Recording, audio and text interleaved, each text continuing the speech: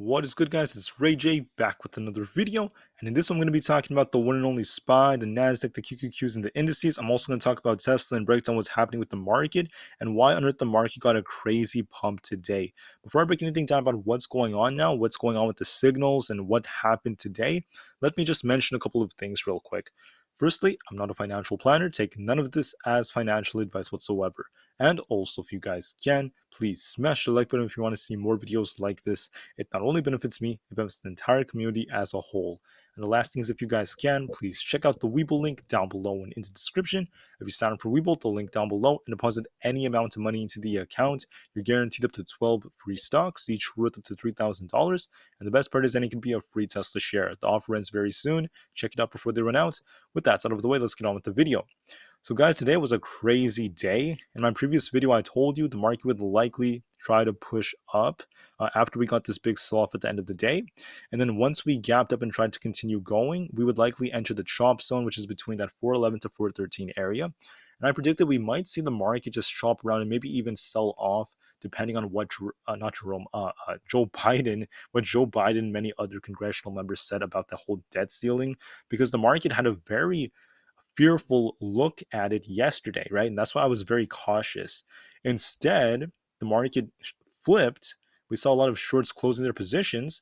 We saw the market filling lots of these imbalances, and the market started to pump after what Joe Biden said.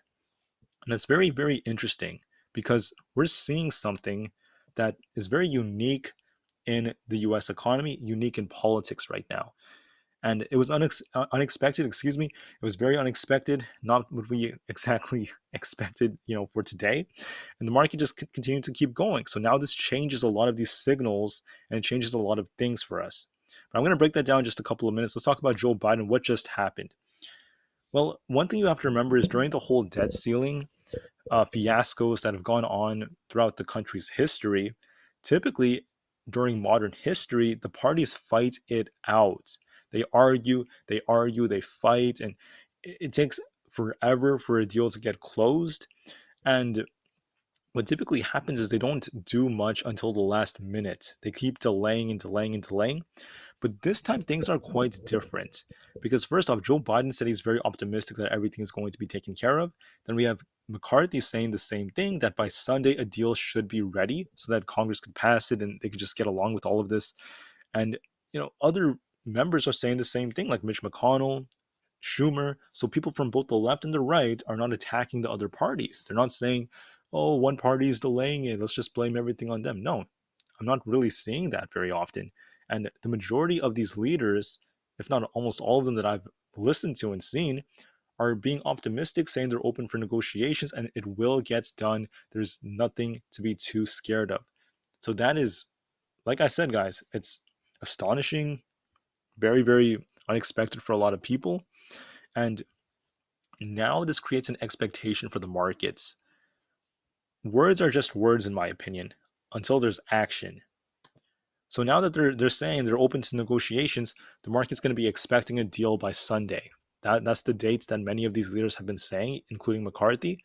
Let's see if we get a deal by Sunday. If it comes by Sunday, the market could respond very positively next week. If it doesn't come, the market could do something completely different. The market could get a big rug pull. So be very careful there. Now, when it comes to earnings, we had Target, Cisco, Jack in the Box, Wix today. Nothing too big. Tomorrow we have Alibaba, Walmart, and Ross, all for Thursday. Nothing too major though.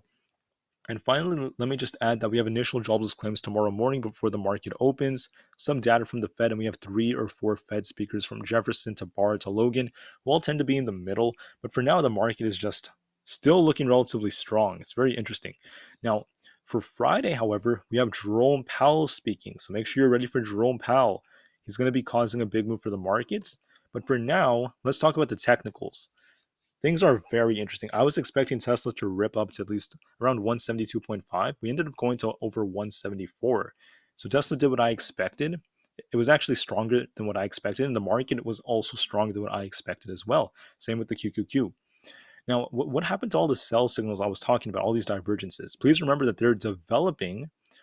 Many of them are still valid, but they're developing. There's no guarantee they're done and fully developed yet. And that's why you have to be patient with them.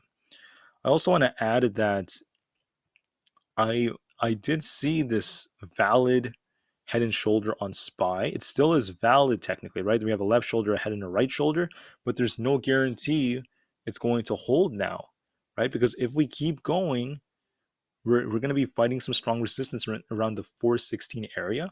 Then 417.62 is going to be the major pivot point in a way. If we reject off that, if we fail to break that, this could just be a big trap in the market. Could get the rug pull depending on the news. But if we break 417, this thing's going to fly to the 420s pretty quickly. Despite the volume, it's going to be able to do that. We're about to get a crossover on the daily PPO. The market's gaining strength. First, we need to cool off a bit. So yes, I'm anticipating the market's going to cool off a bit in the morning. Then it might just keep going. And if anything, we'll have to wait and see how it performs at this level, because this was pretty insane. This is very rare. This almost never happens historically during these debt ceiling events. Typically, the market is rattled by these events and the market just keeps going. Now, for the QQQ, this is very interesting because this has very strong sell signals developing, but they're developing, okay? They're developing, they're not fully done. That means the QQQ could still keep going to the upside, but there is going to be a rug pull most likely in the future. How long could it take? It may take, a couple of weeks. And because of that, I'm not going to worry too much about the rug pull. I'm just going to focus more on the chart in front of us. So what is the QQQ doing? Yes, there's this ascending wedge-like pattern, but it's holding up nicely. We have a wide open PPO now on the MACD. On the 1 hour time frame, still holding up nicely, right?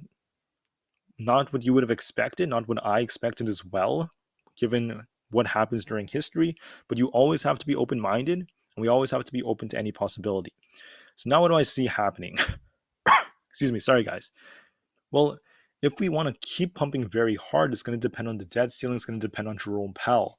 But for tomorrow, I'm anticipating just like SPY, we're likely going to see a bit of a cool off. We need to cool off our RSI. The RSI is at 74. It's going to probably retest 330, but it might hold 330 quite nicely, and it might just try to keep going. If it does keep going again on Thursday, I would be careful because Powell is going to be speaking on Friday, and us pumping beforehand could be, not always the best of moves, but I'm always open-minded regardless of that. Now, going forward, 332 is going to be important resistance. If we break above that, I could see 334 to 335 pretty quickly. If we break and hold 332, that could be very, very bullish now.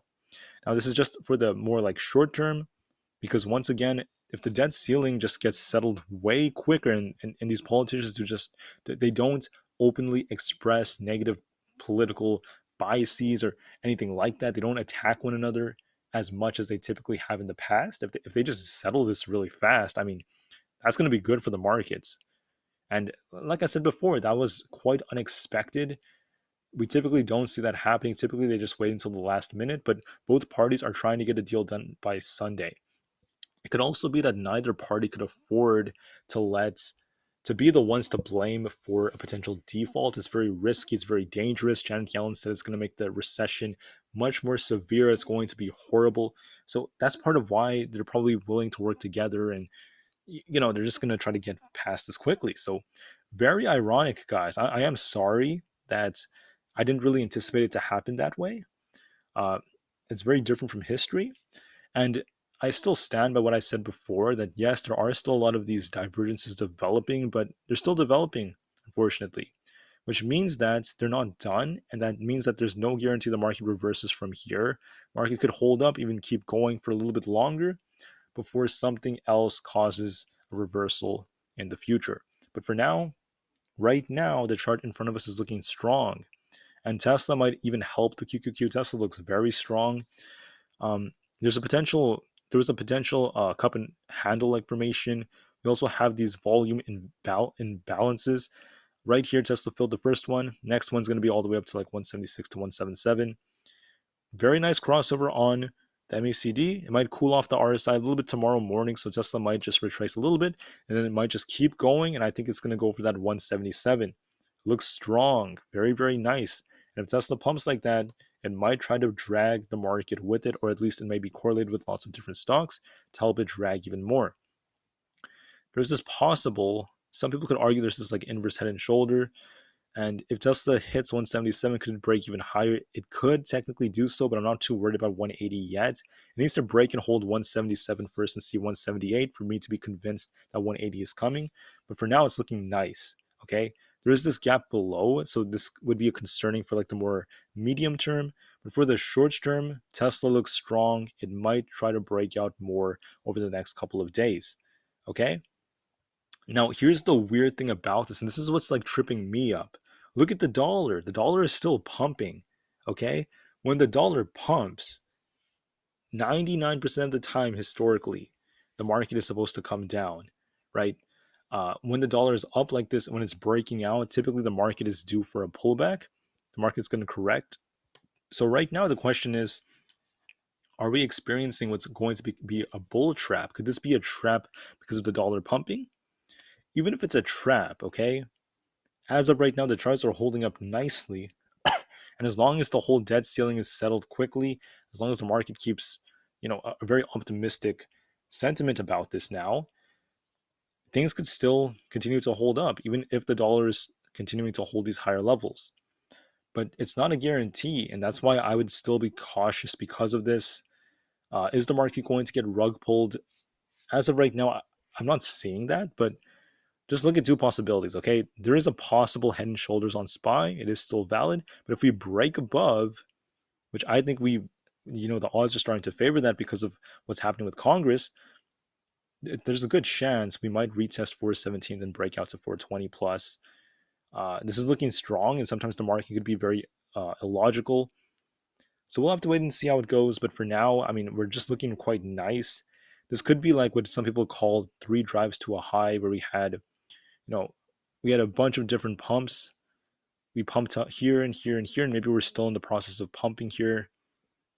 If that's the case, it is what it is, guys. I can't really say too much against it. So we have to just watch this level. Let's see if SPY can break 417.62. It looks to me like the QQQ and Tesla have lots of strength, so this might help SPY as well.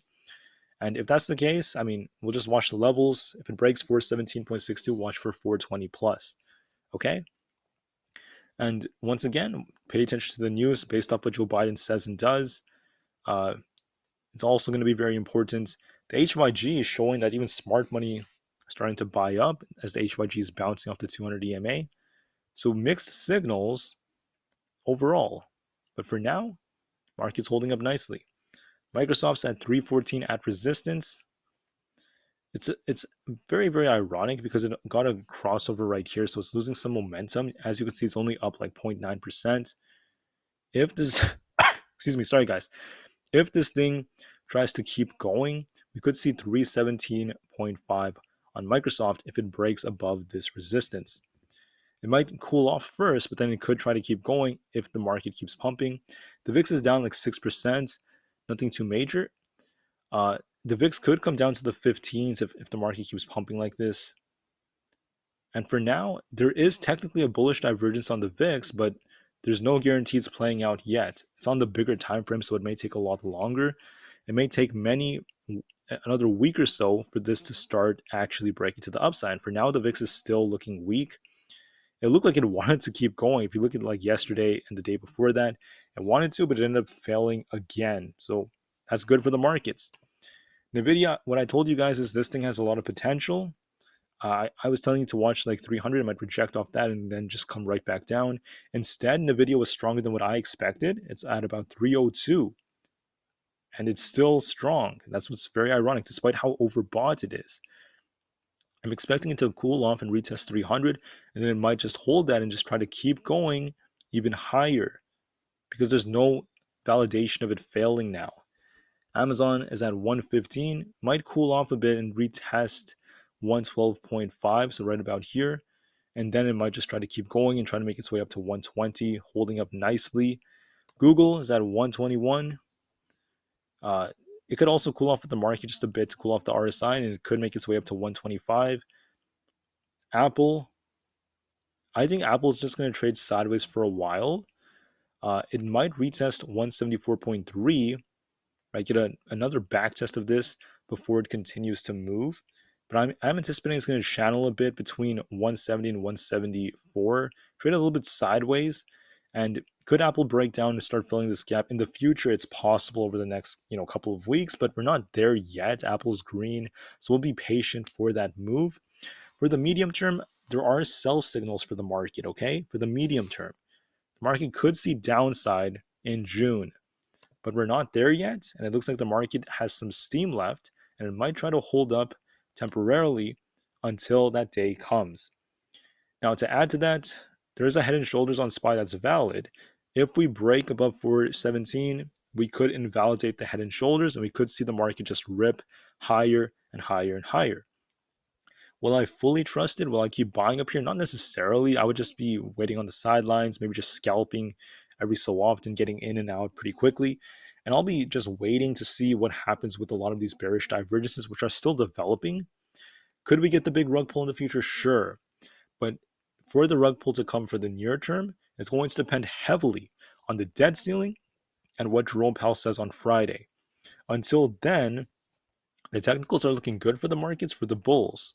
We're going to likely cool off throughout the market just to cool off the RSIs a bit. And then we might see the market try to bounce and hold up quite nicely because we're still looking quite strong. I know this is not what you wanted to hear. And when I talked about downside in my previous videos, I never said we're going to crash immediately. I've been saying it's likely going to take a while. I was losing confidence in the bulls over the last few days. Looking at the market, it was very choppy, even sold off at the end of the day yesterday. And also, I had this preconceived notion. I'm going to admit this because of what happened historically during the debt ceiling fiasco. Every single time, right, this led to uncertainties for the market and potentially downside. So that's what I guess you could say it made me a little bit more biased. But looking at what happened today with Joe Biden, many of these congressional members, they're doing something very different, and that is contributing to this price action that we are seeing. Okay, guys, I am sorry. I'm a human. I'm not perfect. I'm not always going to be correct.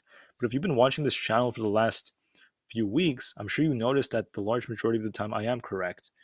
I can't always be right, but I do my best to at least provide you guys an analysis. And I just want to note that we have to watch these resistance levels, okay? If SPY fails here, the head and shoulders is valid. If it's going to cool off first, but we'll see if it could get a breakout. If it does break out, as we are getting some signals suggesting that's very likely, watch 417.6. If we break this high, we're going to fly to the 420s. Money could be made over there. And then we have to watch the news about the debt ceiling and Jerome Powell to get more information about how this is going to continue. But please note, in the process of all of these breakouts, if it does happen, we still have bearish divergences developing, which means going even more into the future, there's still a high probability of the market getting a rug pull. Okay? When? Around the June period. Right? We have quite a while until then.